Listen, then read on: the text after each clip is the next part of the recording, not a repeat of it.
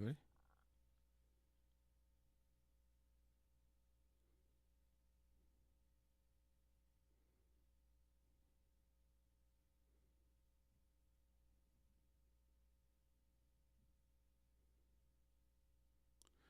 Hello, and welcome to another edition of Royal Chat. I'm your host, Remaster Funcho Timothy.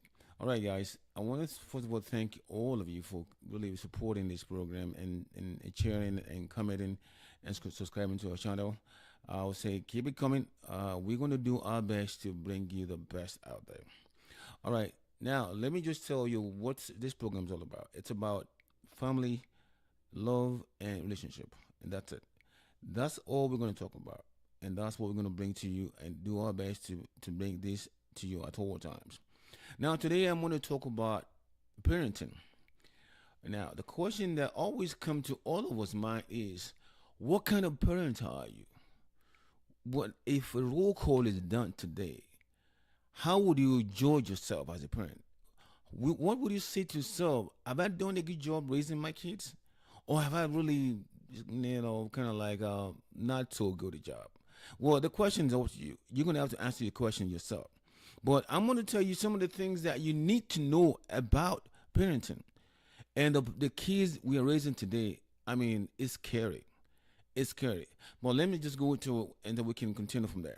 Number one, are you those kind of parents that what I call, especially when you live in Africa, where there's so many babies born today from what I call the catch cruise babies. I mean, babies that are raised in Africa, born in Africa, from guys that live in diaspora. I mean, those are the kind of kids that we're raising today. I mean, it's so funny that another 20 years from now, we're going to have more kids born in Africa from folks that live in diaspora than those that are born in the diaspora. I mean, why not? Is it more cheaper? Is it more conducive? You can come home and get 10, 20, 40 girls pregnant and there's no accountability for it.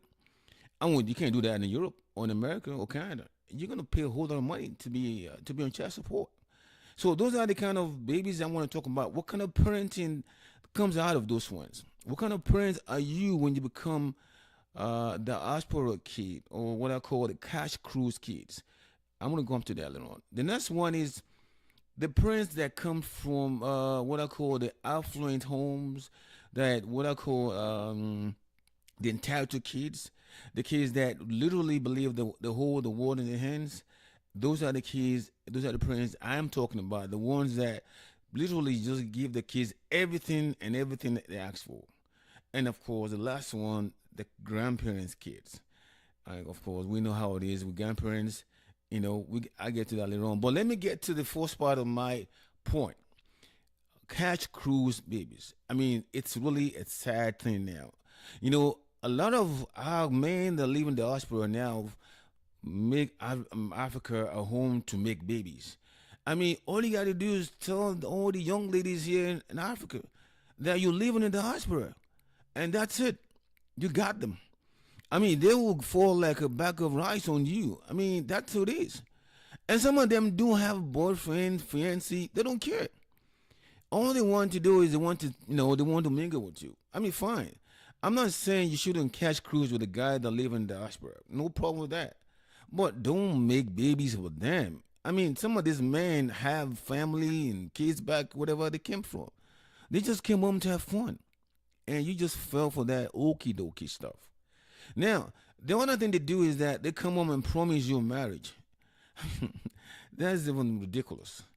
I mean, look, I'm not saying that some of these girls don't want to get married. I mean, but you don't want to fall for that word married. I mean, especially when they say married. You don't even know what they're talking about. Is it marua or married? Because both of them has M-A-R in it. But the question is, do you really believe any of those guys? And the funniest part that I see happens all the time, some of them are so naive. I don't know. I want to know if you call it ignorant or shall I say dumb, to believe that any guy that came from the diaspora, when he's going back, he won't take them along with him. It's not happening. Even if his father's name is America, and his mother's name is Canada, and his auntie's name is Europe, he's not going to take. He doesn't have the means to take you along with him when he's going back to where he came from. So you're gonna buy that lie. You're gonna buy that okie dokie. You're gonna buy that, pump phone time of 3, 4 weeks, 6, 4, whatever weeks the guy came in to spend, and you're gonna fall for that, and then compound that with having a big child for him.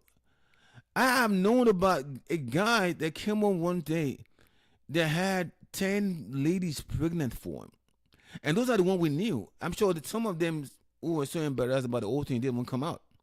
So now these are now babies being raised by women that didn't plan, or maybe if they planned, they told they were in love, or they told they're gonna marry these folks. Now raising baby by themselves. Well, question to you now is, what kind of parent are you to these kids? I mean, it's one thing to have a mother and a father home, but do you know how difficult it is to be a single mother? I mean, I've talked about this in one of my programs before. I'm not going to go about that now, but though this is the issue of single mother in Africa, from guys that are living in the hospital, this is a different animal. This is a different take. If you were, naive enough to fall in love or fall for that trick of a guy who came home to catch cruise, then you're gonna have a cruise baby. And you were so naive to believe that lie the guy told you that he's gonna marry you. Well, that's on you.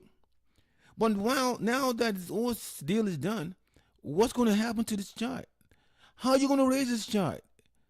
I mean, because this father doesn't have this baby doesn't have a father anymore. What's he gonna do? What kind of parent are you gonna be to this child?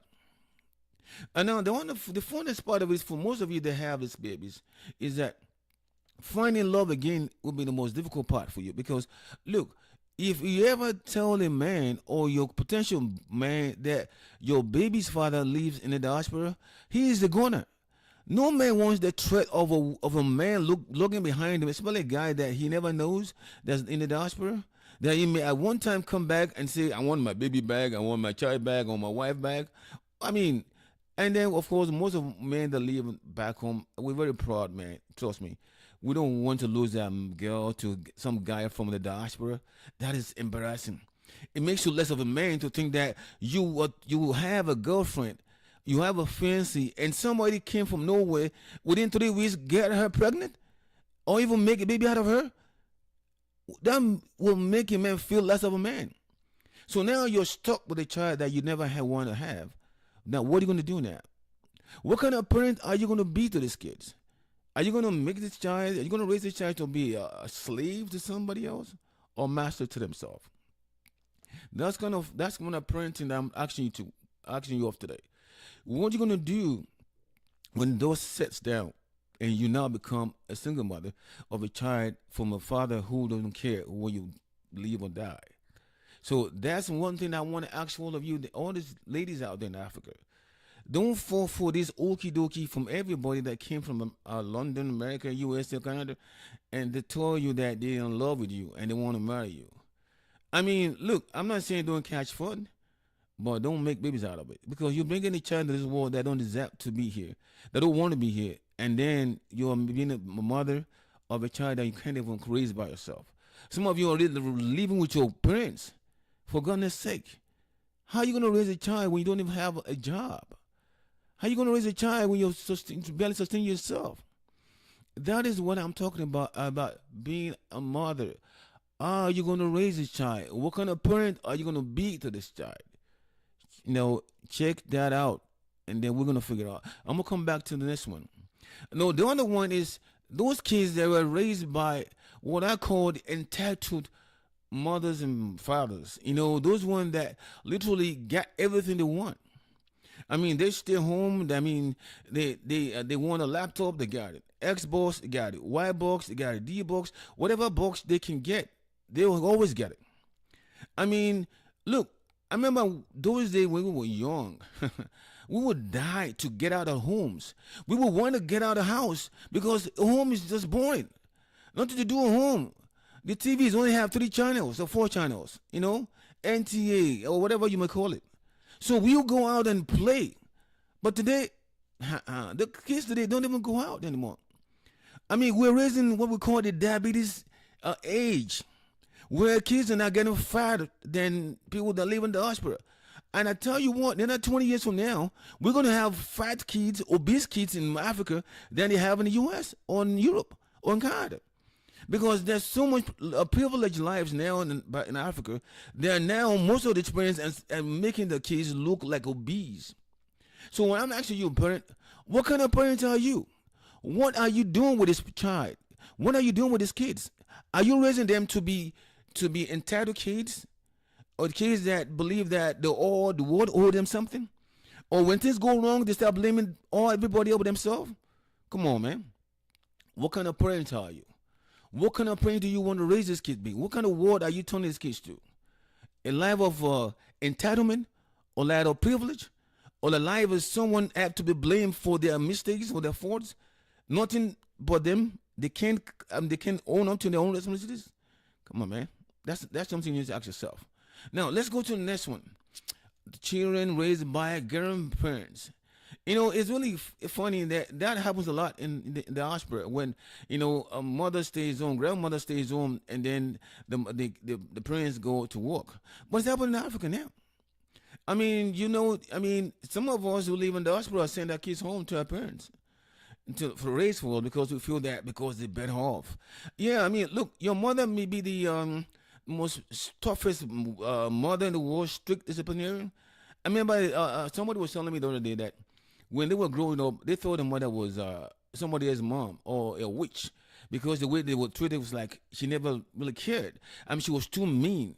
So they felt like, well, if they bring their kids to their mom, they will be trained the same way they were trained. I said no, because mothers had one thing I noticed about mothers at that time is that mothers do have that motherly instinct towards their own kids, but grandkids they spoil them. Some of them spoil them. Those don't think that because your mother can whoop your butt and whoop you hard, doesn't mean that it's gonna whoop your grandkids. That's a myth of the life that you think that grandmothers or grandparents can do better than you. No, they can't. And then of course, I'm talking about those ones that even have kids out of wedlock. They now give their parents that responsibility of raising the kids for them. Look, if you're gonna open your scale to have a child, then live up to your responsibilities. Own up to it. Raise your own child. Don't dump your child on your grandparent or your mother. Don't dump your child on your grandparents. They don't deserve all your trouble. They don't deserve that. If you're not gonna be smart enough to go have a child out of wedlock, then that's on you. You're gonna have to be a woman and live up to that and raise your child. What kind of parents are you to your child? What kind of parents are you to your child? You cannot be a mother and dump your responsibilities on somebody else. Live up to your responsibilities. Okay.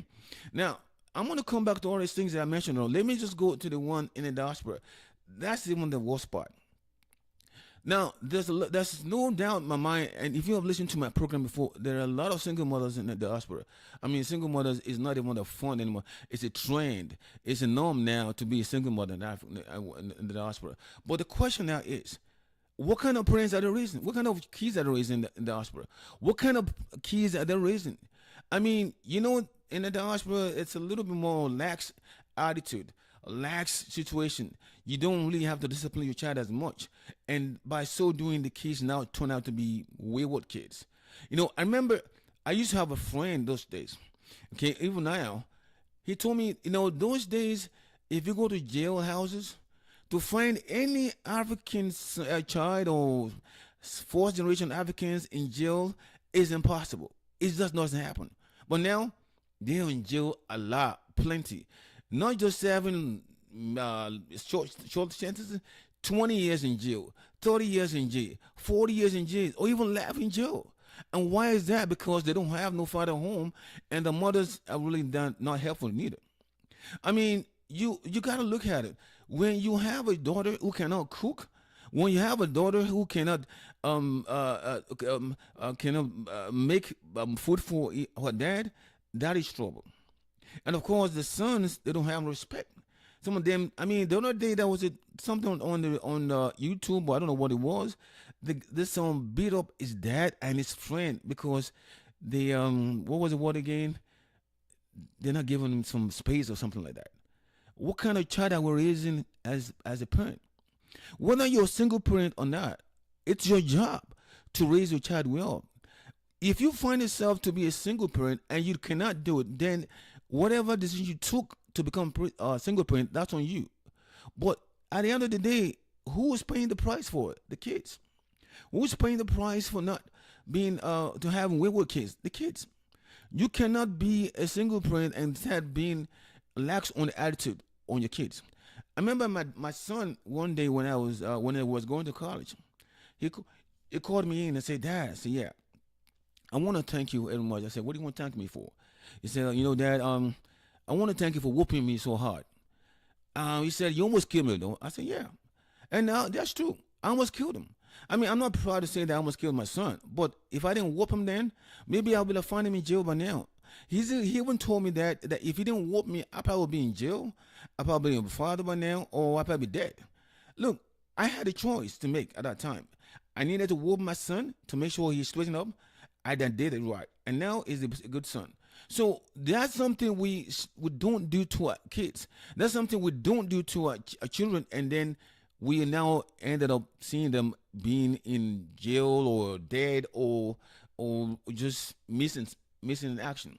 So we have to look at it that look, as a parent, we owe it to ourselves to raise our kids well. And if you fail in that aspect, then that's the blame is on you. You can't blame the society. You can't blame anybody but yourself. You can't blame the single motherness for a reason why your child is not who she is or who she is. I mean, if you get married to a man or get married to somebody who is not been responsible, that is your choice. That is the choice you made. But at the end of the day, what kind of parents are you? What kind of parents do you set for yourself? Now, let me go back to the case of Africa.